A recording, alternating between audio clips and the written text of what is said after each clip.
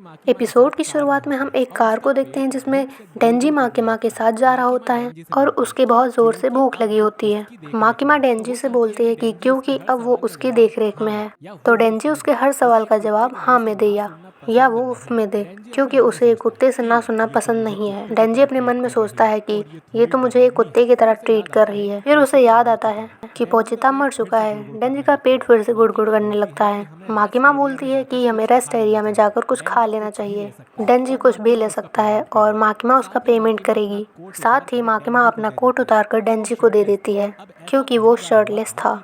ऐसा पहली बार हो रहा था कि कोई इंसान डेंजी से इतना अच्छे से पेश आ रहा था, वरना तो लोग उसके करीब भी नहीं जाते थे क्योंकि उसमें से बदबू आती है। पर आज एक लड़की ने उसे गले लगाया, उसके लिए फूड लिया और उसके लिए कोट दिया। इन सब से डेंजी इतना खुश था कि उसे माकिमा से प्यार हो जाता है। रेस्ट एरिया में डेंजी और माकिमा खाने के लिए उडान ऑर्डर करते हैं। चेनसो मैन बनने से डेंजी का काफ़ी ब्लड लॉस हुआ था, जिससे वो माकिमा के ऊपर कुछ देर के लिए बेहोश हो जाता है। माकिमा डेंजी से पूछती है कि वो ऐसा कैसे बन गया, जिस पर डेंजी बताता है कि उसके पास एक पेट डेविल हुआ करता था जिसने खुद की जान देकर उसकी जान बचा ली। माकिमा बोलती है कि उसकी ये कंडीशन काफ़ी रेयर है, इतनी रेयर कि उनके पास इसका कोई नाम भी नहीं है। लेकिन माकिमा बताती है कि पोचिता अभी भी डेंजी के अंदर कहीं ना कहीं जिंदा है, क्योंकि उसमें से इंसान और डेविल दोनों की स्मेल आती है।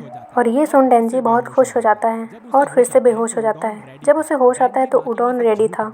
डेंजी माकिमा से झूठ बोलता है कि वो खुद से नहीं खा पाएगा, तो माकिमा उसे अपने हाथ से खिलाती है, बिल्कुल एक डॉग की तरह।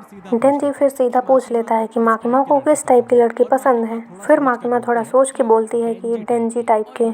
ये सुन डेंजी समझता है कि माकिमा भी उसे लाइक करती है। इसके बाद माकिमा डेंजी को डेविल हंटर्स के क्वार्टर्स में ले जाती है। यहाँ बेसिकली दो तरह के डेविल हंटर्स होते हैं।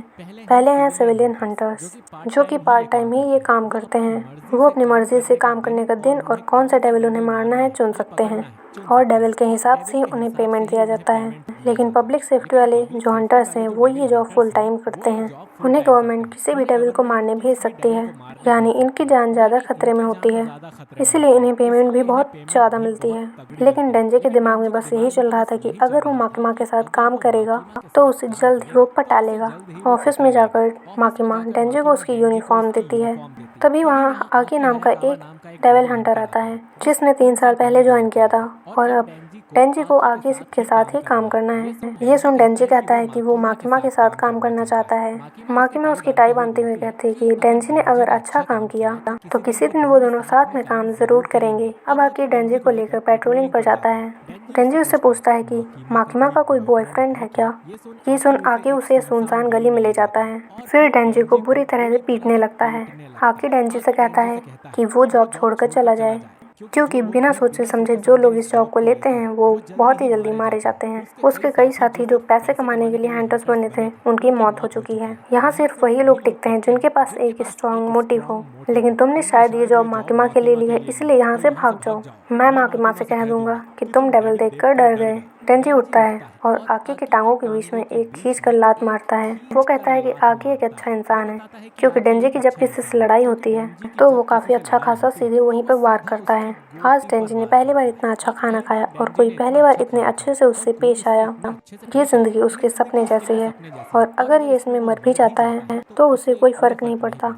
आकी उठकर बोलता है कि माकिमा जैसी लड़की तुम जैसे लड़के से कभी नहीं पटेगी। डेंजी बोलता है कि तुम्हें किस बात की दिक्कत है, और फिर से डेंजी आकी की टांगों के बीच में बार बार लात मारता है। फिर माकिमा के पास जाकर बोलता है कि एक डेविल ने आकी पर अटैक कर दिया था। आकी बता देता है कि ये झूठ बोल रहा है और वो दोनों एक साथ काम नहीं कर सकते। माकिमा फिर भी डेंजी को आकी की यूनिट में शामिल कर देती है, जो कि असल में एक्सपेरिमेंटल यूनिट है जिसमें अब नॉर्मल लोग होते हैं। आकी पूछता है कि डेंजी में ऐसा क्या है, जिस पर माकिमा बताती है कि डेंजी अपनी मर्जी से एक डेविल में ट्रांसफॉर्म हो सकता है। आकी चौंक जाता है, उसे लगता है कि ये बस कहानियों में होता है। माकिमा बताती है कि इसीलिए डेंजी खास है। अगर उसने जॉब छोड़ने या भागने की कोशिश की तो उसे डेविल समझकर मार दिया जाएगा, यानी डेंजी को मरने तक ये काम करना होगा। फिर आकी डेंजी को आकर बताता है कि वो उसके साथ ही रहने वाला है, और अगर डेंजी भागने की कोशिश करेगा तो आकी को उसे मारना पड़ेगा। डेंजी सोचता है कि क्या माकिमा एक अच्छी इंसान है। आकी कहता है कि अगर तुम अभी से ऐसा सोचते हो तो उसे भूल जाओ, वो एक अच्छी इंसान है, उसने मेरी जान बचाई थी। अगली सुबह डेंजी ब्रेड पर कई तरह के जैम और हनी लगाकर खाता है। नहाते समय बहुत शोर करता है और बाथरूम में तो वो सो ही जाता है। और आकी उसकी इन सब हरकतों से थोड़ा परेशान हो रहा था। अब एक दिन उन दोनों को एक मिशन मिलता है जिसमें उन्हें एक फिend को मारना था। क्योंकि डेंजी कभी स्कूल नहीं गया था तो उसे फिend के बारे में नहीं पता था। आकी बताता है कि फिend डेंजी के बिल्कुल उल्टे होते हैं। उसमें एक डेविल किसी इंसान की लाश पर पूरी तरह से कंट्रोल कर लेता है। डेंजी फिend नहीं है क्योंकि उस पर अपनी पावर्स का और अपनी बॉडी पे पूरा कंट्रोल है। और फिend के हैंड में ऐसा कुछ ज़रूर होता है जिसे वो पहचान में आ जाते हैं। अब दोनों एक कमरे में जाते हैं जहाँ एक बूढ़े इंसान की लाश को फिend ने पूरे कब्जे में ले लिया था और वो उसकी बर्ड को खा रहा था।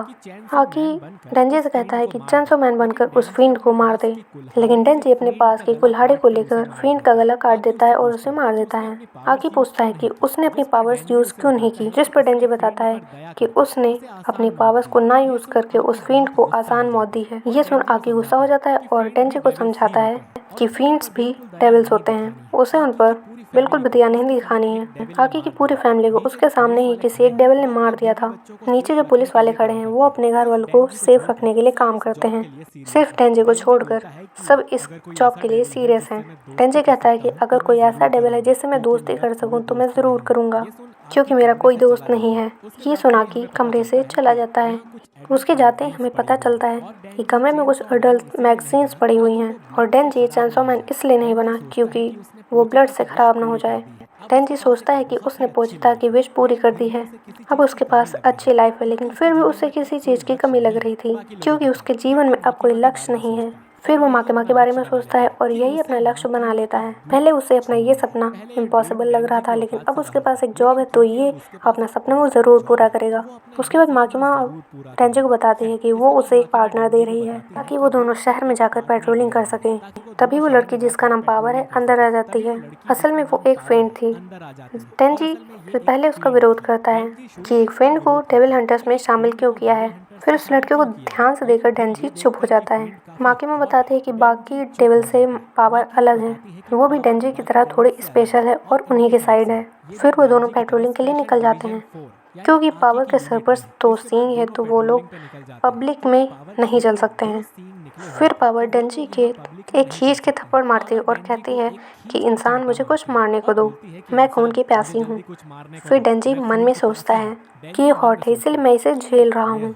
रास्ते में उन्हें एक पुलिस मिलता है जिसे डेंजी अपनी पब्लिक सेफ्टी वाली आईडी दिखा देता है। काफ़ी देर होने के बाद भी इन्हें कोई डेविल नहीं मिलता। पावर बताते हैं कि शायद ये उसकी गलती है। फिend होने से पहले वो पहले एक डेविल हुआ करती थी जिससे सारे डेविल्स डरते थे, तो वो ज़रूर पावर की स्मेल से भाग जा रहे होंगे। डेंजी सोचता है कि ऐसे तो वो दोनों कुछ कर ही नहीं पाएंगे। डेंजी सोचता है कि शायद इसीलिए आकी ने उन्हें पार्टनर बनाया है ताकि डेंजी कुछ ना कर पाए और उसे जॉब से निकाल दिया जाए। तभी अचानक पावर को खून की स्मेल आ जाती है और वो दौड़कर उस तरफ जाने लगती है। हम देखते हैं कि वहाँ एक सी कुकुम्बर डेविल था और उसके पास ऑलरेडी एक सिविलियन हंटर मौजूद था जो कि डेविल को मारने के लिए बैकअप बुला रहा था। तभी पावर बिल्डिंग से छलांग लगाते और अपने ही ब्लड का यूज़ करके एक बड़ा सा हथौड़ा बनाती है और उसे डेविल के ऊपर वार करती है, जिससे डेविल की तुरंत मौत हो जाती है। चारों तरफ उसका ब्लड हो जाता है और पावर ज़ोर ज़ोर से हंसने लगती है और ये एपिसोड यहीं पर ख़त्म हो जाता है।